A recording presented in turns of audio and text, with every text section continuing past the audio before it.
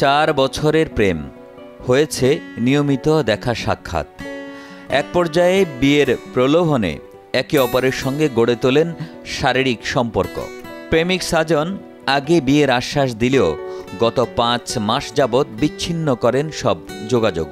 অবশেষে বাধ্য হয়ে বিয়ের দাবিতে প্রেমিক সাজনের বাড়িতে অনশনে বসেন চাঁদনী।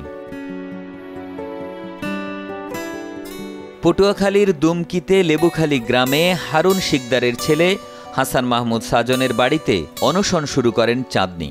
তার বাড়ি একই উপজেলার পাঙ্গাশিয়া গ্রামে।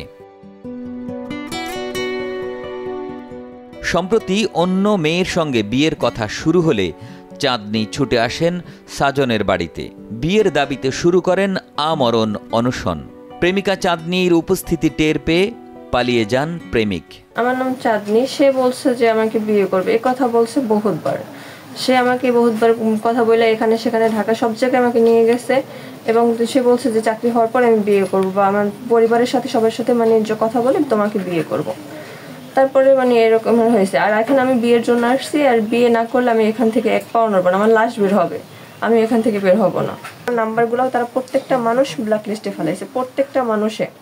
এই বাড়ির এই যে তার ভাই ব্রাদার যারা যারা আছে আত্মীয় স্বজন সবাই ব্ল্যাক লিস্টে ফেলাইয়া এখানে বসে বাঁচা মরা, আমি এখানে বসেই মরবো, বিয়ে না করা পর্যন্ত এখানে বসেই মরবো। একমাত্র ওয়ালটন এসি দিচ্ছে 1 বছরের রিপ্লেসমেন্ট গ্যারান্টি। কেননা ভাইয়া আপনাদের সবারই মা বোন আছে, সবারই আছে। একটা মেয়ে নিয়ে এরকমের নির্যাতন টর্চারিং, এবার আমি আসার পরে তারা সাথে সাথে আমাকে মারধর করছে, এরকমের অত্যাচার কেন?